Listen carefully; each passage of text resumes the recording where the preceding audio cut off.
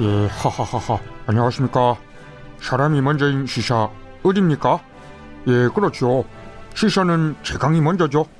정의로운 최 변호사가 진행하는 방송, 정의롭고 공정한 방송, 최강욱의 최강시사. 사람 좋은 최강시사가 먼저다. 하하하하. 지난 2016년에 테러방지법 필리버스터가 이어졌죠. 당시 무려 10시간이나 진행해서 세간의 이목을 끌었던 여성 의원. 그는 지금 시민이 시장이다라는 가치를 내세우고 있는 자치단체장이 되어 있습니다. 은수미 성남시장인데요. 민선 7기 취임 이후에 시민들과 본격적인 소통 행보를 보이기 시작했다고 합니다. 은수미 성남시장을 지금부터 만나보겠습니다. 시장님 안녕하십니까? 예, 안녕하세요. 반갑습니다. 예, 반갑습니다. 감사합니다. 네. 자, 앞서 말씀을 좀 드리긴 했는데 지난주부터 직접 시민들 만나서 소통하시느라고 바쁘다고 들었습니다. 예, 동별 인사회를 하고 있고요. 네, 동별로? 예, 300명에서 보통 동별로 많을 때는 500, 600명씩 모여주셔서. 아, 그러시군요. 그나마 좀 인사를 드릴 수 있어서 매우 다행입니다. 네. 그러니까 이재명 시장 다음으로 어떤 분이 오셨나 궁금하시기도 할 거고, 모이시면 예. 또 질문하시고 또 답변 들으시려고 많이 하실 텐데. 그렇죠. 1시간 정도 질의응답 시간을 가지고요. 아하. 그래서 직접 요즘 재개발 재건축 문제서부터 미세먼지, 소음, 분진, 네. 종합복지관, 도서관 이런 모든 이슈들을 다 가지고 오세요. 이야.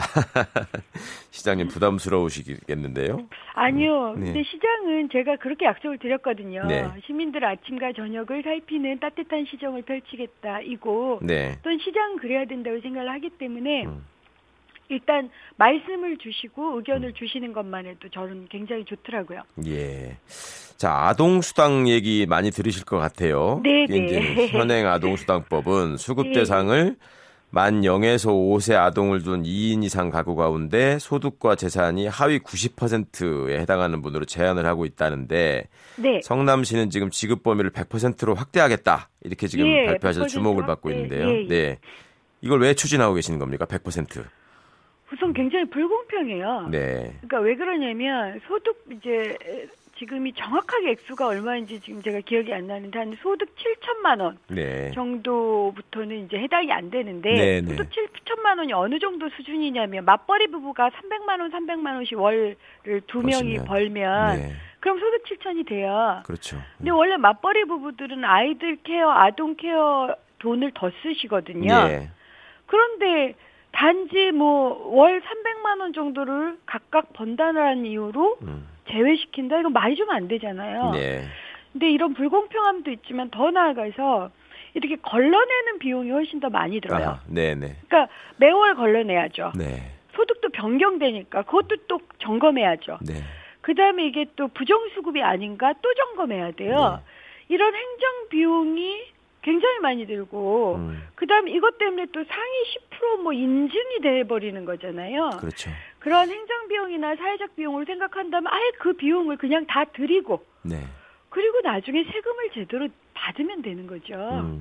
요즘은 그리고 다들 그렇게 원하세요. 심지어는 예전에는 이제 무상급식 하면 또 반대하시는 분들이 많았잖아요. 그랬었죠. 네. 요즘 부모님들 안 그러세요. 네. 고등학교까지 무상급식을 해달라고 그래서 성남시에서는 지금 1인당 6만 5천 원. 네. 고등학생 전원에게 지금 급식비를 지원할 생각이거든요. 아하. 이게 굉장히 강력한 요청이시고 그걸 요청하신 부모님들 중에 학부모님들 중에 저한테 네. 단 한 명도 상위 몇 프로를 제외해 주십시오. 이런 얘기를 하신 적이 없어요. 그냥 의무 교육처럼 의무 급식을 좀 하게 해달라 이런 부탁이셨어요. 알겠습니다. 그 말씀 들어보니까 시장님의 의지나 의도는 선명하신 것 같은데요. 이게 네. 그 90%로 제한하는 문제에서 생기는 그 발생되는 이제 부수적인 비용이나 이런 문제 지적하신 거는 네. 어디서 많이 들어본 얘기예요. 그러니까 지난번에 그 아동복지법 아동수당법 통과시키는 과정에서 네. 원래는 정부가 100%로 하려고 그랬는데 그렇죠. 야당이 이제 그 반대해가지고 반대했어요. 90%가 된 거 아닙니까? 네. 그러니까 그때도 이미 그 토론하는 과정에서 그렇게 하면은 오히려 비용이 더 든다 이런 말씀. 아니 보건복지부가 네. 실제로 그 추정 다 했고요. 그러게요. 지금 제가 이제 직접 보니까 동에서 네. 비상이에요. 네. 그러지 않아도 일손이 딸리는데 그것까지 다 점검을 해야 되는 겁니다. 그런데 이제 그런 지적은 안 받으시겠어요. 어쨌거나 법이 만들어졌는데 네. 성남시만 그렇게 치고 나가서 오바를 하면 정부는 어쩌란 말이냐 이런 볼멘 소리는 안 나올까요? 아니 저는 이제 우선 국회의원님들께 네. 빨리 좀 법 개정을 해달라 이렇게 좀 부탁을 드렸고요.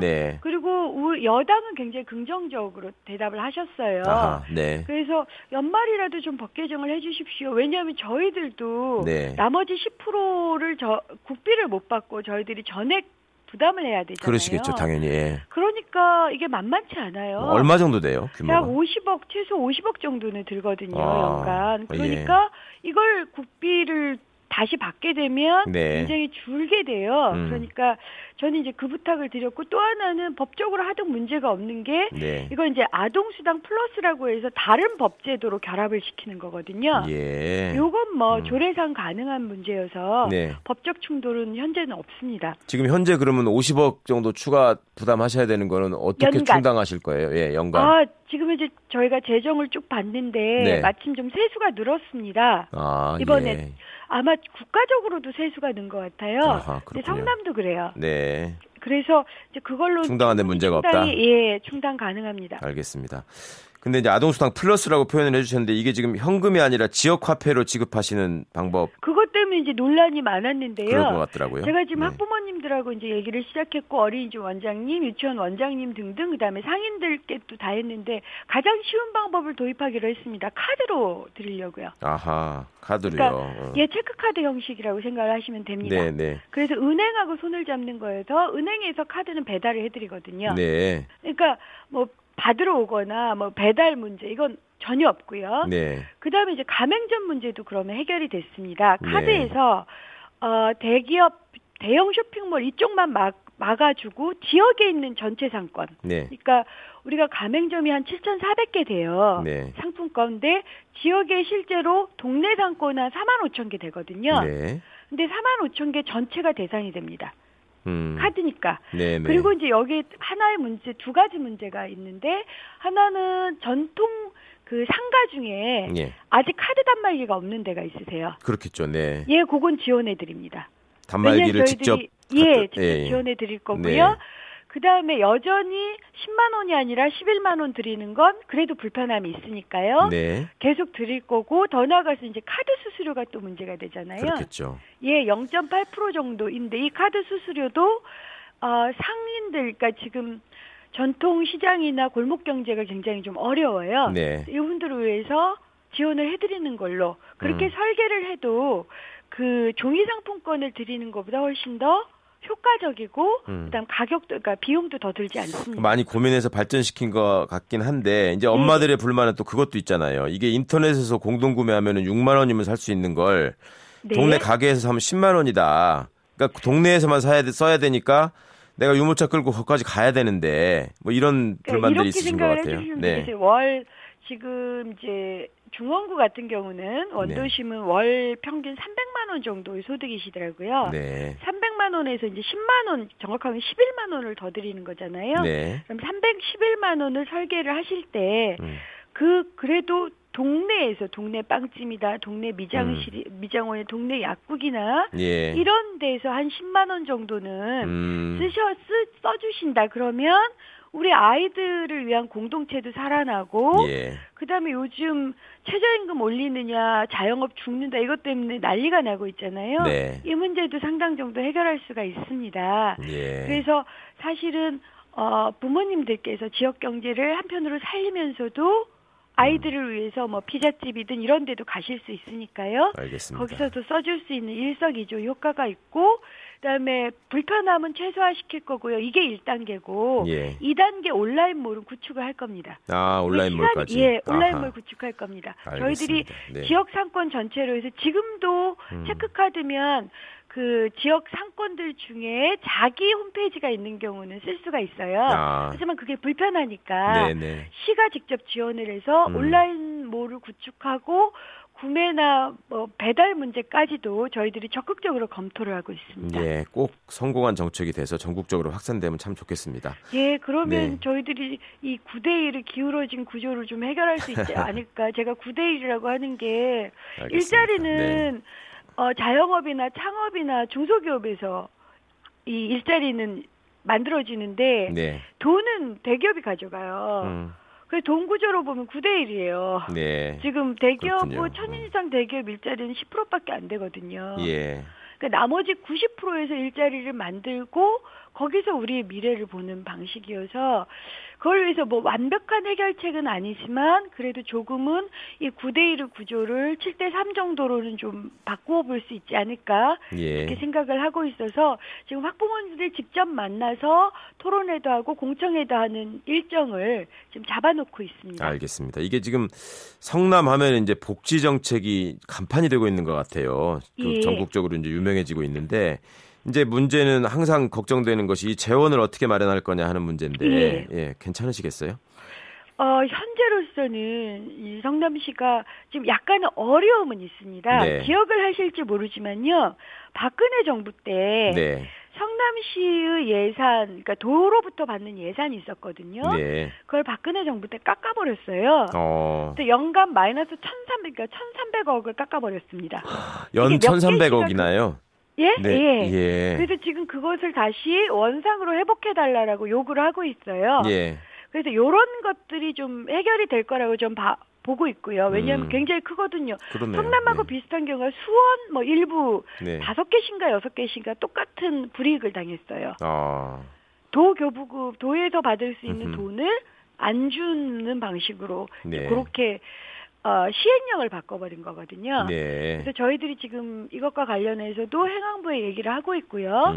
원상회복을 좀 해서 공평하게 복지로 혜택을 줄 수 있도록 좀 해달라 이렇게 부탁을 드리고 있고요. 네. 그다음에 이제 기업을 적극적으로 유치해서 세수를 늘리는 활동을 하고 있고요. 네. 그다음에 세금을 이제 체납하는 경우 체납가 특히 징수. 고액 네. 그 세금 체납자에 대해서도 적극적으로 조치를 취하고 있습니다. 예. 이런 것들이 결합되면 적어도 아동과 청소년을 위한 복지만큼은 제대로 전국 제1위로 할 수 있지 않을까라고 기대하고 있습니다. 알겠습니다. 지금 뭐 복지 정책은 충분히 설명해 주신 것 같고요. 네. 그 외에도 지금 은수미 시장께서 공들이고 있는 또 다른 공약, 이것만은 내가 반드시 하겠다. 이런 게 있다면 좀 소개해 주시죠.